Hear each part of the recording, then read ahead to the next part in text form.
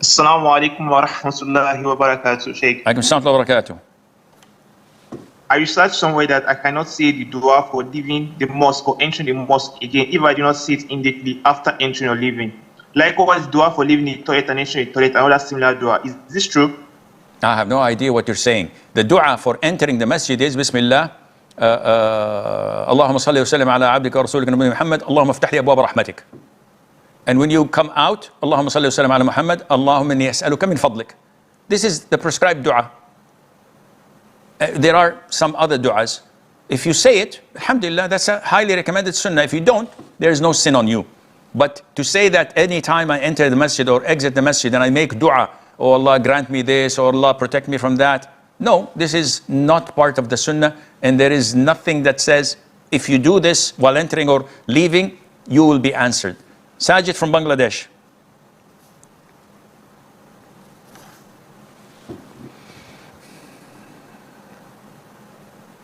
Assalamu alaikum, Sheikh. Assalamu alaikum wa barakatuh. Sheikh, I have a question that my aunt gave me some money to purchase some saving certificates on her behalf. And interest that comes, I gave it to her. And I don't accept any kind of riba or something like that. However, what I do that in our country, if you invest in saving certificates, then you get a rebate in the income tax at the end of the year. So my question is it, am I be sinful for letting her getting the interest and using that?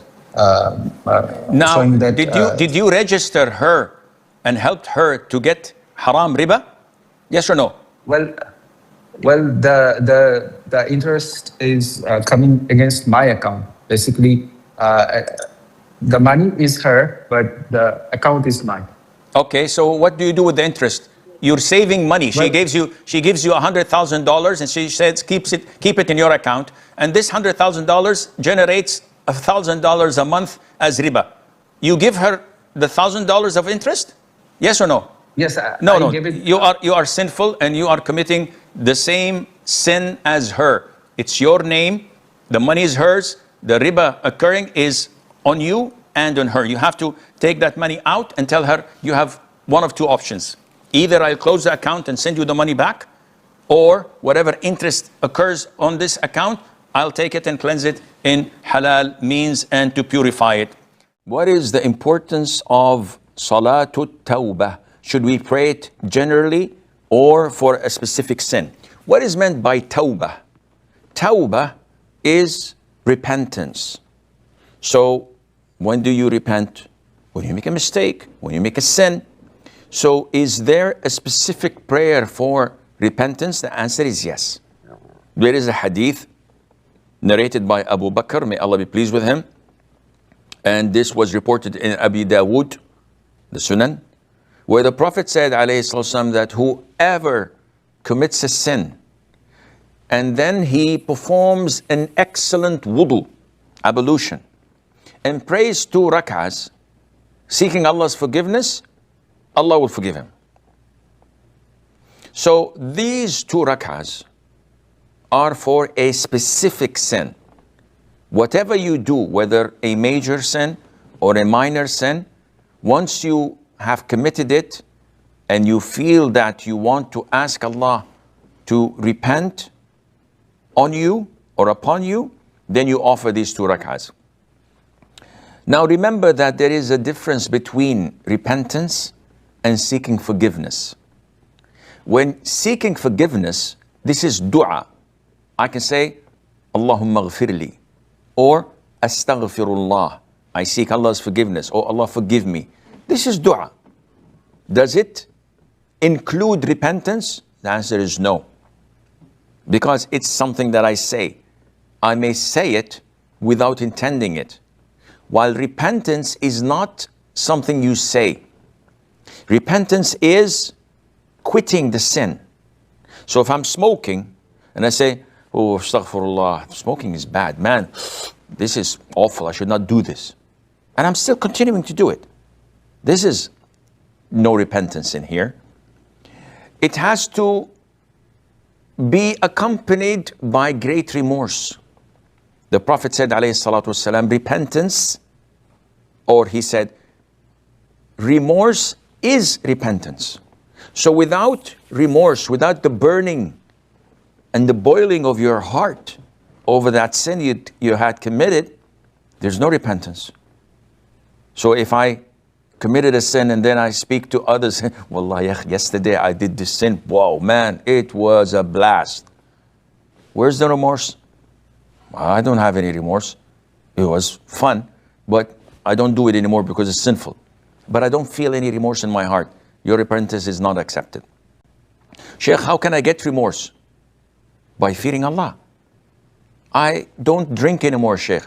I don't fornicate anymore. I don't party anymore. But I don't feel the remorse. Allah will not forgive you your sin until you find the remorse in your heart. And this is attained by knowing Allah Azza wa Jal, knowing His beautiful names and attributes, knowing that He is severe in torment and punishment, and fearing His wrath. But when you don't know Allah Azza wa Jal, this is why you don't feel any remorse. And with all of that, you should ask Allah for forgiveness. You should intend not to do that sin again. The whole package is called repentance. So it's different than seeking forgiveness.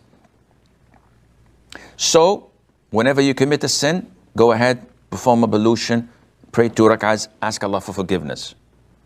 Sheikh, I do this every night. What do you mean? Every single night after Isha, I pray 2 rak'ahs of repentance. Over what? Over any sin that I have committed. Previously, presently, maybe in the future. It's my normal routine. No, this is wrong. What you're doing now is becoming an innovation, bid'ah. Why?